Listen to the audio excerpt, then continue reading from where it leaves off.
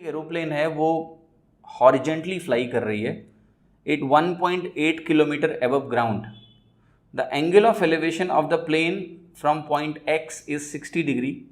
After 20 seconds its angle of elevation from x becomes 30 degree. तो हमें बताना क्या है कि if point x is on the ground then what is the speed of the aeroplane. तो इसमें ज़्यादा चैलेंज लेने की ज़रूरत है नहीं. ये आपका अगर हम रूट 3 लेके चलते हैं तो 360 के आसपास हो जाएगा. और ये आपकी वैल्यू फिर हमें निकालनी है कि कहाँ से मुझे 360 के आसपास वैल्यू मिलती हुई दिख रही है. 216 340 प्लस 17 इंटू 16 20 प्लस यस पहला ऑप्शन. ठीक है, अब देखिए मैंने क्या किया, मैं आपको समझाता हूँ कि मैंने ये क्या किया. और मैं आपको समझाने की कोशिश कर रहा था, बताने की कोशिश भी कर रहा था कि मैं दिमाग में क्या कर रहा हूँ. तो मुझे टाइम लग रहा था, सामने कैमरा भी है, मतलब बहुत सारी चीज़ें, लाइट्स भी चल रही. तो मैं अभी बहुत ही डिस्टर्ब कंडीशन में हूँ. ठीक है, तो दिमाग कई जगहों पे चल रहा है, रिकॉर्डिंग पे भी ध्यान है, साउंड जा रहा है कि नहीं जा रहा है ये भी सोचना पड़ता है, कई बार बीच में चेक करना पड़ता है. तो उसके बावजूद I am able to mark the answer directly here. ठीक है, तो ये कोई ऐसी चीज़ नहीं है जो आपको इतना सरप्राइज़ कर दे कि आप बोलने लगो कि आप घर से सवाल करके आते हो.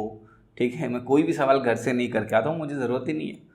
तो प्रॉब्लम होगी कि आपने कभी ऐसा किसी को करते देखा ही नहीं होगा, तो आपको लग रहा है कि ये तो बड़ा अनोखा है.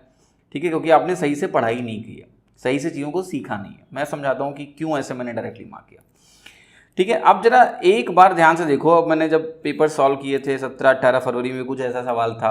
ठीक है, देखो जरा कहानी क्या है. कहानी ये है कि कुछ ऐसा हो रहा है कि ये विमान उड़ रहा है और उड़ते उड़ते यहाँ चला गया हॉरिजेंटली.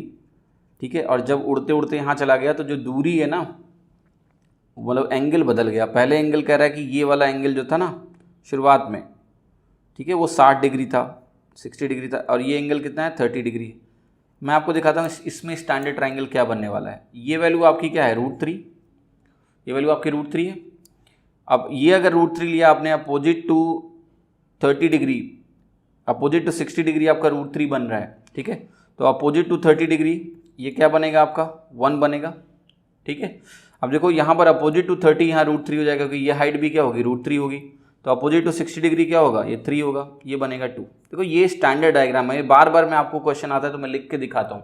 ये डायग्राम तो ऐसा होना चाहिए कि आप आंख बंद करके भी इसको विजुलाइज कर पाओ. स्टैंडर्ड केस भाई, हॉरिजेंटल फ्लाई कर रहा है और ये स्टैंडर्ड ट्राइंगल है. मैं कह रहा हूँ क्वेश्चन में जो वैल्यू दी जाए उसको तो ध्यान ही मत दो कभी, वो बाद में कैलकुलेट करेंगे ना. अभी क्यों कर रहे हैं, पहले हम स्टैंडर्ड ट्राइंगल से शुरू करेंगे, जो भी निकालना है निकालेंगे, उसके बाद करेक्ट कर लेंगे. ठीक है, ये डायग्राम जैसे आपको समझ में आया तो आपको ये समझ में आएगा कि इस डायग्राम के हिसाब से अगर मैं सारी वैल्यूज़ को किलोमीटर में एज्यूम करूं तो ये हो गया सिंपल सी कहानी कि ये 2 किलोमीटर हॉरिजेंटली फ्लाई करेगा 20 सेकेंड्स में.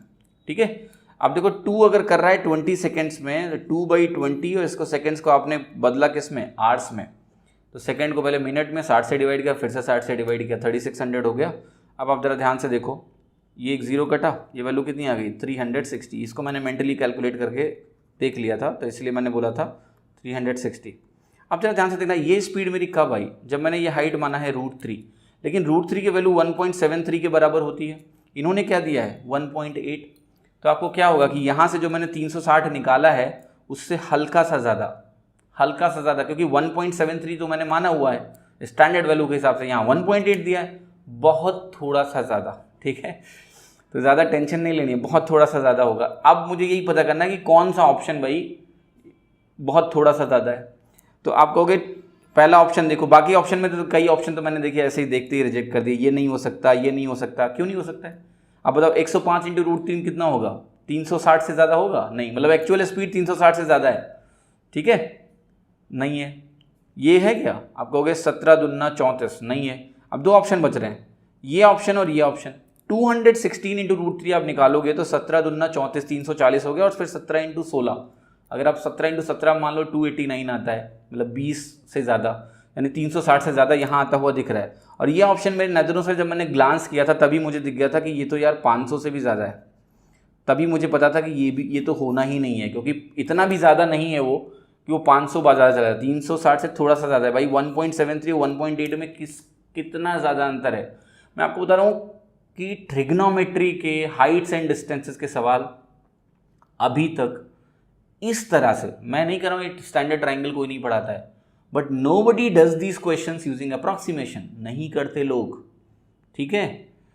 तो आपको नहीं पता है कि ये चीज़ें होती है, तभी आप उल्टा जो है आपको लगता है कि नहीं नहीं ऐसी चीज़ें तो संभव ही नहीं है, ठीक है।